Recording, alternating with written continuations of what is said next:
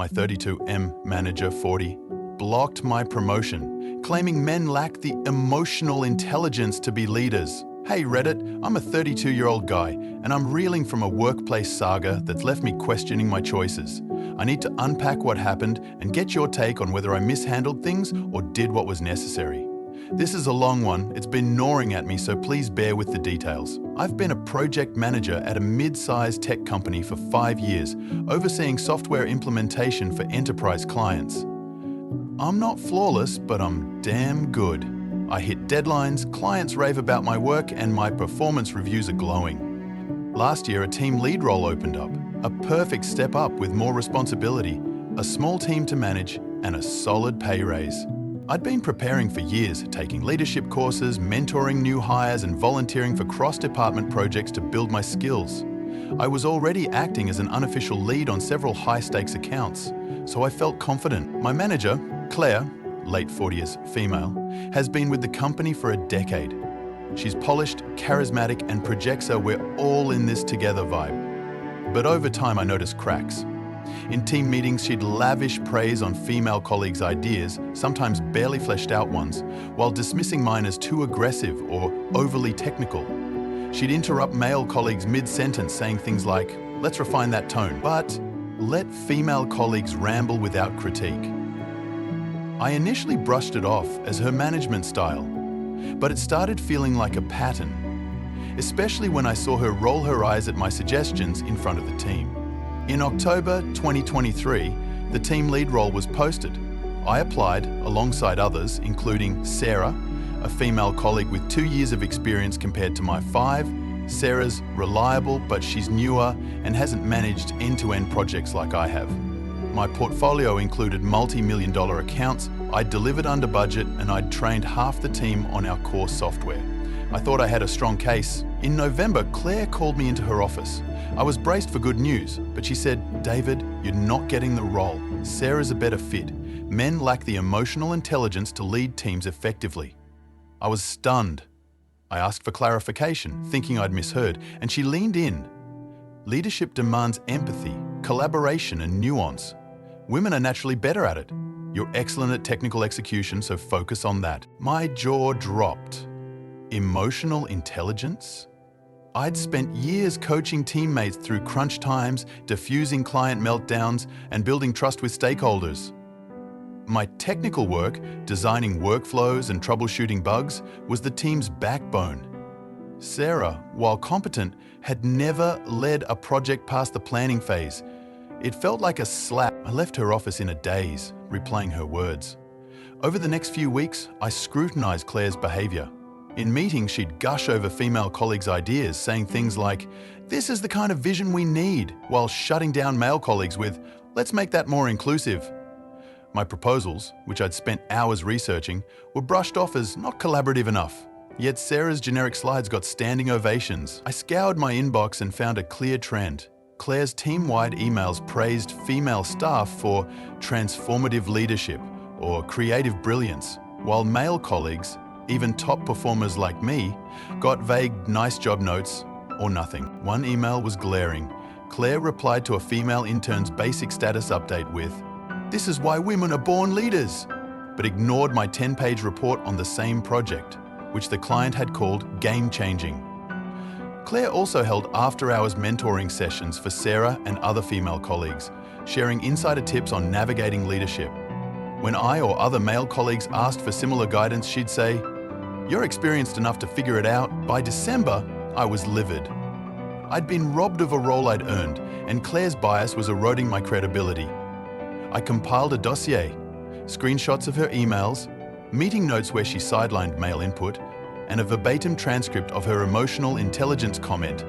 I jotted it down right after our meeting. I requested a one-on-one, aiming to address it professionally. I kept my tone even. "Claire, I'm concerned about the promotion decision and some patterns I've noticed. Your comment about men lacking emotional intelligence felt unfair, and I've seen male contributions consistently undervalued."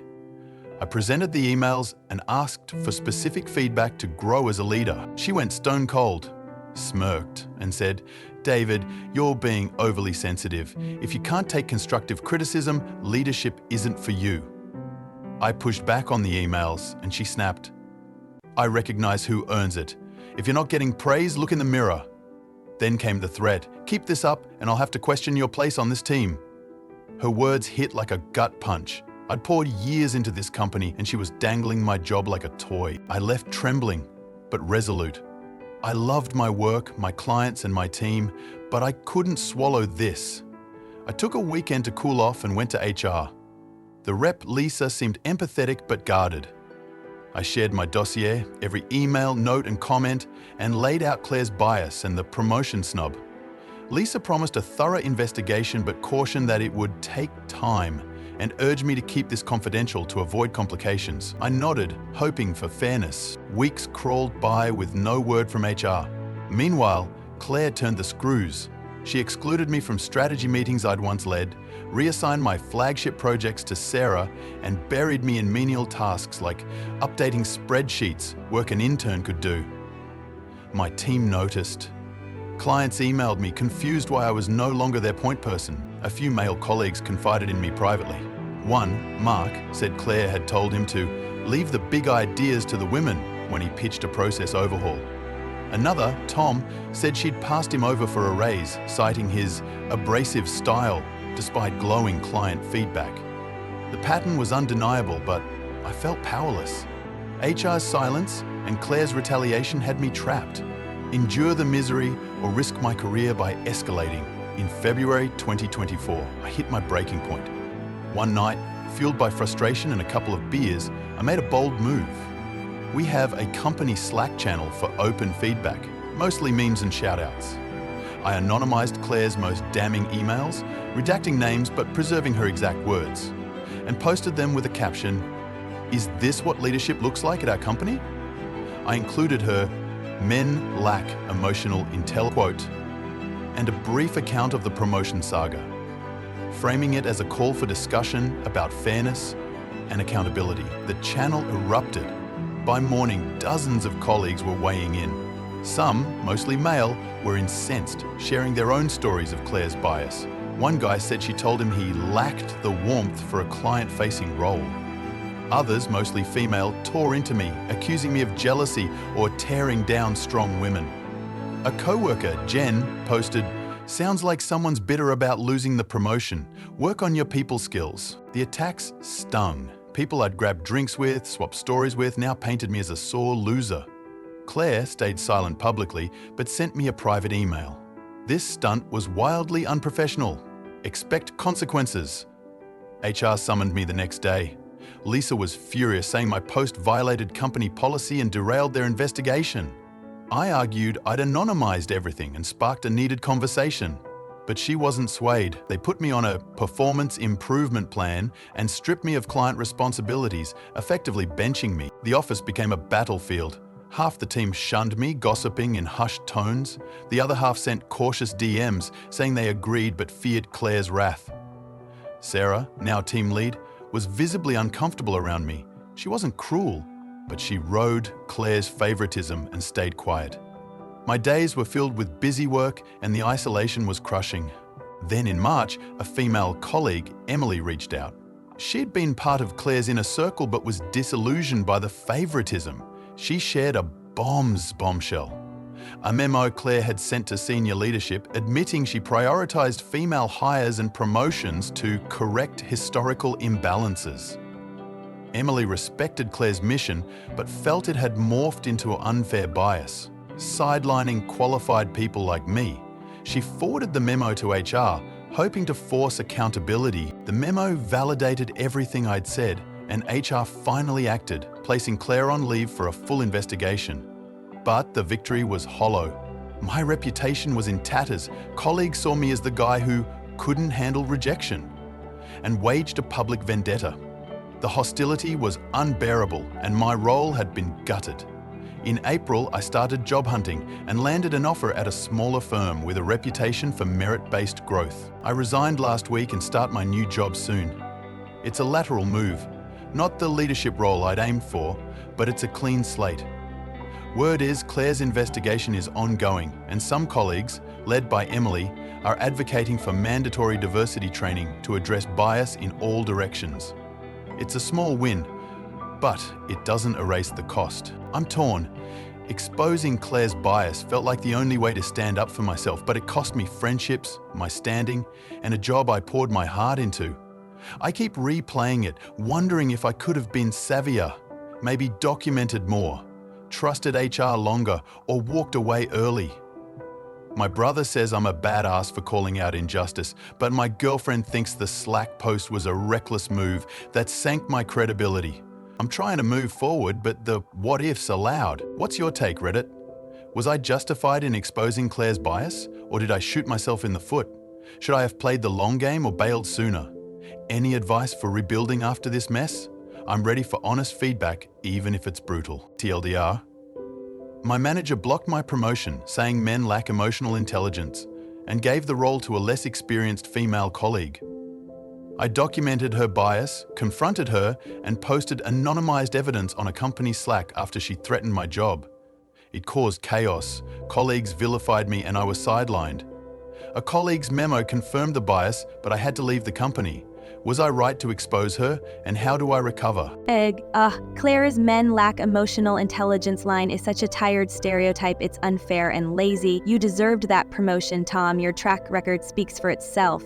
Leaking the emails was a bold move, but social media was a mistake. It fueled the harassment. Suspension was a raw deal, but suing might burn more bridges. Focus on your new job, don't let her win.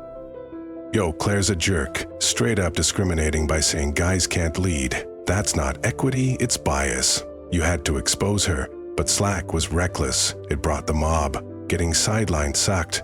Bummer you had to leave. A lawsuit's a long shot. Companies protect their own. Find a fairer workplace. What's your new gig like? This is frustrating, but you didn't help. Claire's comments were off, but leaking emails online was a tantrum, not a solution. Sounds like you couldn't handle losing to Sarah. The harassment was bad, but you stirred it up. Moving was your call. Don't play victim. Drop the lawsuit, it's just whining now. My office had a boss like Claire, favoring one group over merit. Her bias was blatant, and your coworkers were spineless for ignoring it. Posting on Slack was gutsy, but it backfired with the harassment. Suspension was unfair, but suing's a waste of cash. Start fresh, leave the toxic mess behind. Any cool projects at your new job? Legit. I'd tell my kid to quit a place like that. Claire's emotional intelligence excuse is nonsense. Pure gender stereotyping. You earned that role, and your company failed you. Leaking the data was right, but going public caused the harassment. Relocating was rough. I'm sorry. A lawsuit might not pay off. Focus on your new start. Folks value hard work where I'm from, and you got robbed. Claire's bias was clear. Dismissing men as unemotional is unfair. Exposing her was the only way, but Slack was a bad move. It invited the backlash. Suspension was a bummer, but suing's risky. Rebuild at your new firm, don't look back. This reminds me of a coworker screwed by office politics. Claire's comments were discriminatory, and HR's silence was a cop-out. You had to leak the emails, but social media fueled the harassment. Losing your job was harsh, but a lawsuit's throwing good money after bad. Find a better company. What's your next step? What a mess. Claire's attitude is the kind of fake feminism that hurts everyone. Saying men can't lead is just reverse sexism. You deserved better. But posting online was a misstep. It caused the harassment. Relocating was tough. Bummer you had to start over. A lawsuit might sink you. Try rebuilding first. You're out of line, man. Claire's remarks were harsh, but leaking emails online was a whiny move. Sounds like you're bitter Sarah got the job. The harassment and suspension were your fault for going public. Moving was dramatic. Drop the lawsuit and grow up. You're causing more trouble than she did. This ticks me off. You didn't deserve this. Claire's bias was blatant, and your coworker's silence was weak. Exposing her was understandable, but Slack made it worse, sparking the harassment. Losing your job was unfair. I'm annoyed for you. A lawsuit might pull you back into that mess. Focus on your new city. Why didn't HR act faster? Claire's men lack emotional intelligence is pure stereotyping, and your company ignoring it was spineless. Leaking the data was bold, but going viral was reckless. It brought harassment. Suspension was a raw deal, but suing's a bad bet. Find a fair workplace. Any leads? My brother faced office bias, and it's maddening. Claire's discrimination was clear, and your company failed by brushing it off. You had every right to expose her, but posting online caused the harassment. Relocating was rough, I'm sorry. A lawsuit might not fix this. Try a new start first. Any new colleagues you vibe with? I've seen corporate games like this, and Claire's a classic gatekeeper. Her bias against men is unfair, but leaking on Slack was a rookie mistake. You could have gone to a lawyer quietly. The harassment and suspension were your fault for going viral. Relocating and suing is overkill. Move on. Why keep fighting? You're a hero for calling out Claire's nonsense. Her women are better leaders shtick is just misandry dressed up as progress. Your track record was stellar, and HR's inaction was a joke. Leaking the emails was justice, but Slack caused the harassment mess. Suspension was unfair, but a lawsuit's risky. Focus on your new job. Don't let corporate politics drag you down. What's your new role like? It makes me mad you were wronged. Claire's stereotyping men as unemotional is lazy and unfair. Real leadership isn't about gender. Your company failed you, and HR's delay was pathetic. Leaking the data was brave, but going public fueled the harassment. It's annoying you paid the price. Relocating was tough. I feel you.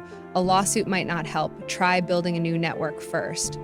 Have you found mentors in your new city? Anyone to guide you forward?